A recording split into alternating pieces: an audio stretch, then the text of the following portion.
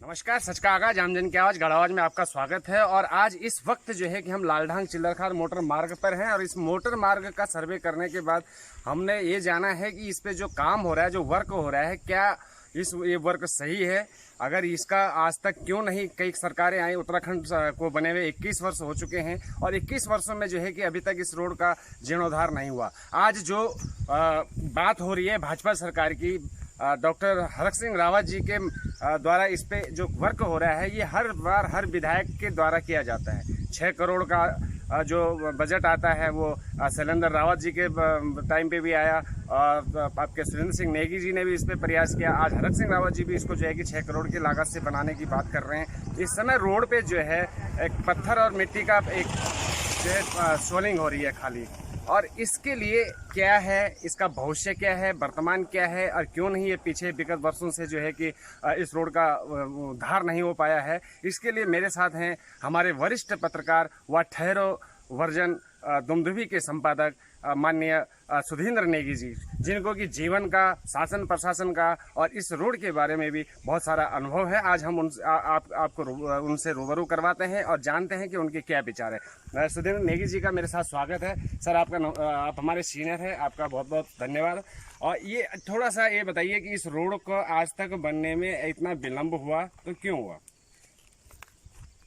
देखिए महावीर जी, लालढांग चिल्लरखाल जो मोटर मार्ग है और इसके निर्माण की जो भी कहानी 20 सालों से चल रही है, जो भी जनप्रतिनिधि, जो भी विधायक यहाँ पे चुना गया, अपने कार्यकाल में उन्होंने कहा कि हमने इसे स्वीकृत करा दिया और अपने उपलब्धियों में इसे शामिल किया जी। लेकिन वस्तुस्थिति ये है कि ये सड़क जैसे सन 2000 में थी वैसे ही सन 2021 में भी है।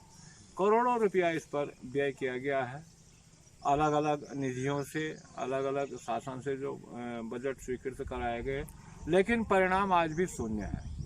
आज फिर से एक बार चर्चा है कि लालढांग चिल्लरखाल मोटर मार्ग का जो है निर्माण किया जा रहा है, सुदृढ़ीकरण किया जा रहा है, हॉट मिक्स ये इस पर जो है हॉट मिक्स होगा, ये होगा, तमाम चीज़ें कही जा रही हैं।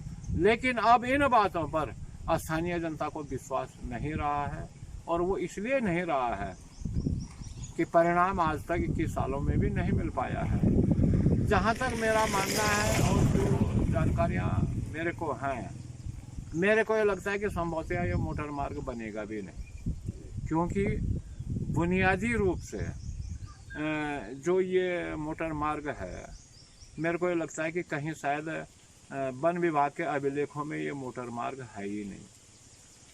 काश इस मोटर मार्ग की जगह जैसे गढ़वाल कुमाऊं मंडलों को जोड़ने वाली बात होती है और एकमात्र ये संपर्क मार्ग हमारा हो सकता था गढ़वाल कुमाऊं को जोड़ने वाला, उसमें जो तकनीकी खामियां कभी एनजीटी में, कभी माननीय सुप्रीम कोर्ट में, ये तमाम चीज़ें अड़चनें पैदा हो जाती हैं। तो उनको देखते हुए मुझे लगता है कि कहीं ना कहीं बड़ी तकनीकी इसमें खामियां हैं, कहीं ना कहीं ऐसा फॉल्ट इसमें ज़रूर है कि जहाँ पर जो याचिका लगाते हैं, जो इसमें प्रश्न पैदा करते हैं इसके निर्माण में, उनके पास कोई ना कोई ऐसा बिंदु जरूर है जिससे इस मार्ग के निर्माण में अवरोध पैदा हो जाता है।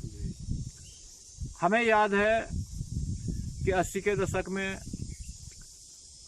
कोटद्वार से हरिद्वार तक जो मार्ग जाता था वो कोटद्वार, कलाल घाटी, गुलरझाला और लालढांग होकर के जाता था, जिस पे कि सन 80 से पूर्व डामरीकरण भी हो चुका था। मेरा अपना मानना ये है कि यदि इस मार्ग की जगह, लालढांग चिल्लरखाल मोटर मार्ग की जगह गुलरझाला लालढांग मोटर मार्ग पर हम प्राथमिकता देते, हमारे जनप्रतिनिधि उसमें प्राथमिकता देते, तो ये मार्ग संभवतः अभी बन गया होता। लेकिन बात फिर घूम फिर के वहीं पे आती कि लालढांग चिल्लरखाल मोटर मार्ग, और इस पे तमाम अड़चनें जो लग जाती हैं, कभी एनजीटी लगा देती है, कभी माननीय सुप्रीम कोर्ट इसमें ये लगा देती हैं, बंदिशें लगा देती हैं और तमाम वो जानकारियाँ, तथ्य मांगे जाते हैं जिन्हें देने में विभाग नाकाम रहता है।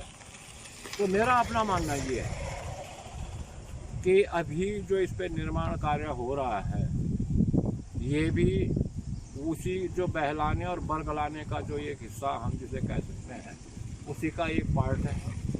और उसी के तहत यहाँ पे जो निर्माण कार्य हो रहा है, जो सड़क की मरम्मत का कार्य हो रहा है, वो यहाँ पे हमें दिखाई दे रहा है। अब चूँकि आज जून 11 हो गए, 11 तारीख जून की हो गए हैं, और 15 के बाद ये मान लिया जाता है कि वर्षा काल हो जाएगा, बारिश यहाँ पे चालू हो जाएंगे, मानसून प्रारंभ हो जाएगा।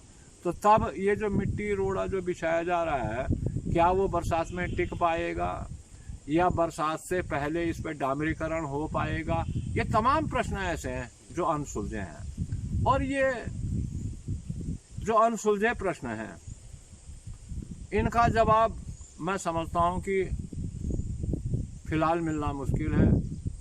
परिणाम क्या होगा ये कहना मुश्किल है। इस सड़क का निर्माण हो पाएगा नहीं हो पाएगा ये भी कहना मुश्किल है। लेकिन इस सड़क का जो 20 वर्ष और 21 वर्ष का जो इतिहास है संघर्ष का, वो ये कहता है कि गालिब दिल बहलाने के लिए ख्याल अच्छा है। अच्छा, ये आप एक बहुत अच्छे विश्लेषज्ञ हैं और आपने पूरा अनुभव आपको है। क्या कारण है बीजेपी ढेकरा फोर्ट जो है कि बजाती जा रही है कि मेद लालढांग चिलरखार मोटर मार्ग हमने स्वीकृत कर दिया है, बिल्कुल तैयार है, बनने वाला है, लेकिन जो आपने आज स्थलीय निरीक्षण में देखा होगा कि बीच का कुछ हिस्सा है जिसमें सिर्फ मिट्टी और गारे बिछाए जा रहे हैं। क्या बीजेपी क्या साबित करना चाहती है? अब देखिए, मोटर मार्ग, जब मोटर मार्ग की बात आती तो मोटर मार्ग के मध्य में पड़ने वाले जो नदी नाले हैं, क्या उन पे पुलों का निर्माण होगा? ये कहीं स्पष्ट नहीं है, कहीं भी स्पष्ट नहीं है। और कहीं भी ये नहीं है कि बजट में इनका प्राविधान होगा कि ये सिगड्डी स्रोत में पुल बनेगा, महली स्रोत में पुल बनेगा, नलगड्डी में पुल बनेगा, ऐसा कहीं पर भी नहीं है। तो अब हमें ये बताएं कि जब मोटर मार्ग का निर्माण होना है तो उससे पहले पुलों का भी तो निर्माण होना है। अब मैं आपके कैमरामैन से बोलूँगा कि ठीक सामने ये पुल दिखाएं, यहाँ पर जो बना था पिछले 1-2 साल पूर्व जो बना था। अब इन पुलों को देख करके क्या जो ये कह रहे हैं कि हमने ये उपलब्धि हासिल कर ली है, क्या वो स्पष्ट करेंगे? या प्रभागीय वनाधिकारी वन विभाग के लहसरोन के जो प्रभागीय वनाधिकारी हैं वो स्पष्ट करेंगे कि इन पुलों का निर्माण होगा इसमें? और अगर पुलों का निर्माण होगा तो क्या इसी डिजाइन के पुलों का निर्माण होगा? आप देख सकते हैं कि जो यहाँ पे बना है, आधा अधूरा जो भी बना है, उसमें किस तरह से पिछली बरसात के पेड़ अटके पड़े हैं। और अगर इसी तरह के पुल बनेंगे तो क्या यहाँ पे आवागमन हो पाएगा? ये भी एक विचारणीय प्रश्न। और कम से कम जो आप देख रहे हो उसको देखते हुए ये कहा जा सकता है कि ये भी एक मजाक स्थानीय जनता के साथ किया जा रहा है। और कुछ बस एक लास्ट ये है कि कांग्रेस ने, जब सुरेंद्र सिंह नेगी जी भी यहाँ पर विधायक थे, वो स्वास्थ्य मंत्री थे, उन्होंने भी इस पे फ्लाईओवर की बात करी थी। तो क्यों नहीं वो फ्लाईओवर वाला डिजाइन से जो बनाने जा रहे थे वो नहीं बना, और आज भी ये लोग कह रहे हैं कि हम इसे बना रहे हैं? तो क्या राजनीति खेली जाती है? देखिए, इस मार्ग के निर्माण में मैं समझता हूं कि एकमात्र जनप्रतिनिधि सुरेंद्र सिंह नेगी ऐसे हुए थे जिन्होंने उस तकनीकी पेंच को पकड़ने की कोशिश की थी, जिसके तहत इस मार्ग का निर्माण अधर में लटकता जा रहा था और इस पर तमाम तरह की अड़चनें पैदा हो रही थी।